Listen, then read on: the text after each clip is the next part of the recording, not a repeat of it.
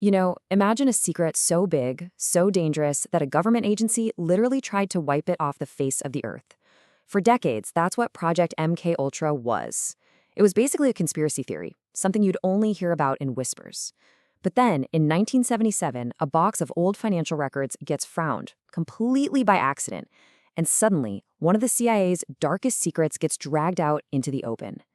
So we're going to dive in to what those documents actually revealed, using the official Senate hearing that blew the whole thing wide open. And let me tell you, the senators at that hearing, they did not mince words. I mean, listen to this quote. The problem here wasn't just that a secret mind control program existed. No, it was a double betrayal. First, you have the experiments themselves, right? But then, on top of that, you have the fact that they deliberately destroyed most of the records in 1973. Why? To make sure no one could ever be held accountable. All right, so to really understand how this all came crashing down, we're going to start right where the public investigation did. Back in 1977, when these long-lost files suddenly forced everyone to face the music. I mean, just think about that for a second. This was a program that had officially ended way back in 1964, and here it was, 13 years later, suddenly making headlines. And the senators were really clear about this. The point of the hearing wasn't just to, document all the horrible things that had happened. The real goal was to build some guardrails to make absolutely sure that whatever allowed MKUltra to happen in the first place could never, ever happen again.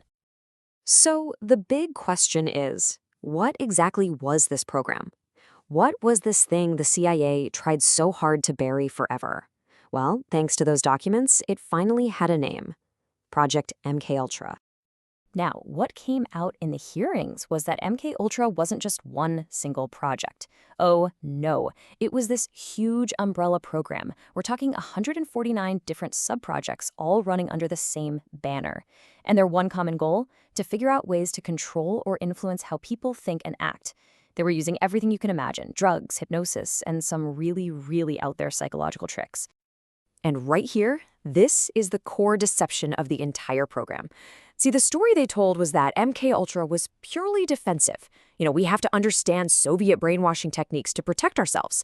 But the records they couldn't destroy, they told a totally different story. The real goal was offensive. It was all about developing weapons, new drugs for interrogations, new ways to control people.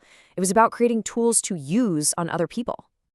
And the sheer scope of what they were looking into is just staggering. I mean, this went way beyond just hypnosis or some kind of truth drug. The documents from the hearing talk about subprojects on trying to control animals from a distance, research into brain concussions, trying to perfect knockout drugs. I mean, the list goes on and on. It was a huge operation, and as we're about to see, it gets incredibly dark. But this is the crucial part. This wasn't just research happening in some isolated lab. And this, right here, is where the story goes from just disturbing to genuinely chilling. These experiments, they involved real people. We're talking about American citizens. And the worst part is, most of them had absolutely no idea they were being used as human guinea pigs. And to really understand the human cost of MKUltra, we need to talk about one man in particular, Dr. Frank Olson. Now, this guy was a brilliant Army scientist. He was working with the CIA on biological warfare.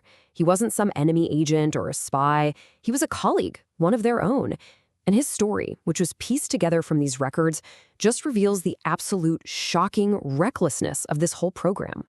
And the timeline of what happened to him is it's devastatingly fast. So it's November 1953. He's at a work retreat with some CIA officials, and they secretly spike his drink with LSD. He has no clue. Within just a few days, he spirals into this severe depression. He's paranoid. His own colleagues are quoted as saying he seemed to be of unsound mind. They take him to New York to see a CIA-affiliated psychiatrist, and then, in the early morning of November 28th, just 9 days after being drugged, Dr. Frank Olson jumped from his 10th floor hotel window to his death. You would think that would stop everything, right? Well, even inside the CIA, they knew how bad this was.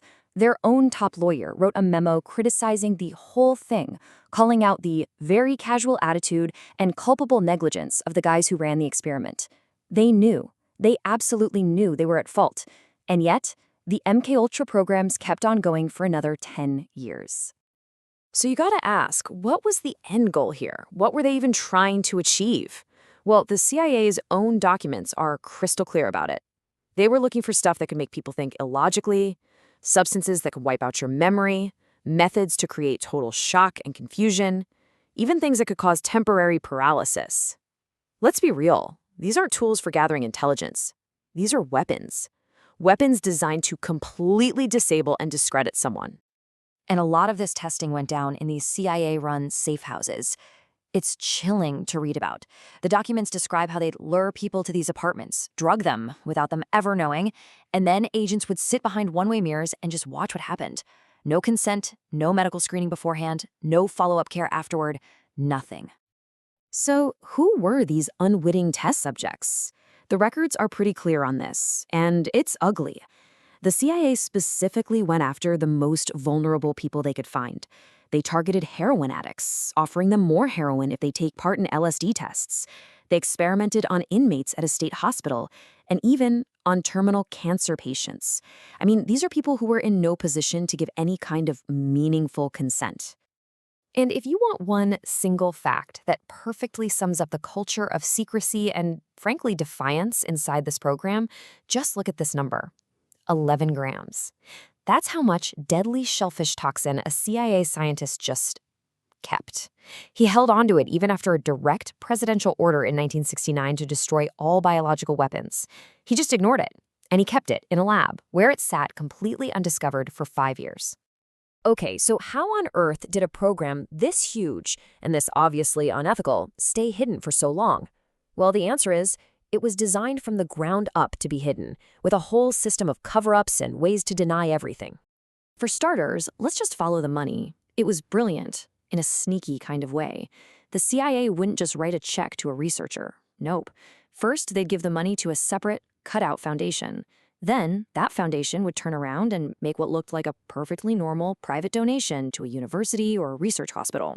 So the hospital gets the cash, and they have absolutely no idea it actually came from the CIA.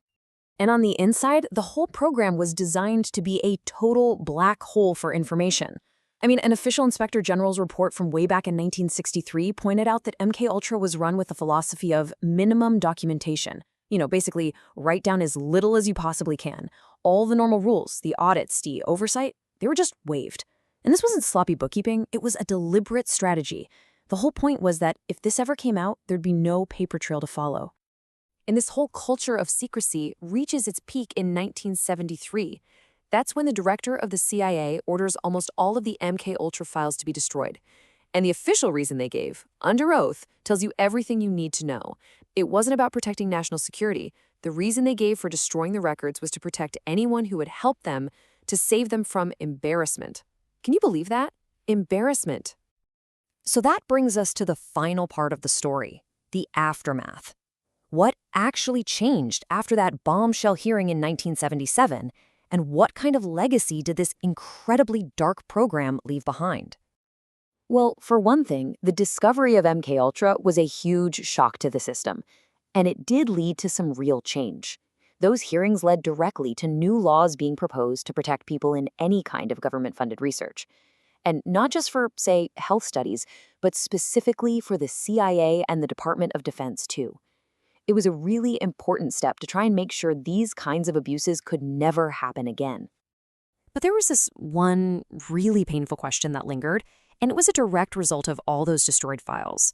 See, the few records that were left had almost no names of the victims. The evidence was gone. So how could the government possibly identify and notify all the people who had been unwitting subjects? All those people who were drugged and experimented on without a clue. The sad truth is, for most of them, there would never be an answer. We'll likely never know who they were. At the end of the day, the story of MKUltra really forces us all to ask a really fundamental question, one that is just as relevant now as it was then. When does the interest of national security justify violating the basic rights of your own citizens? When is that okay? And maybe more importantly, who gets to decide where that line is, especially when they're working completely in the shadows?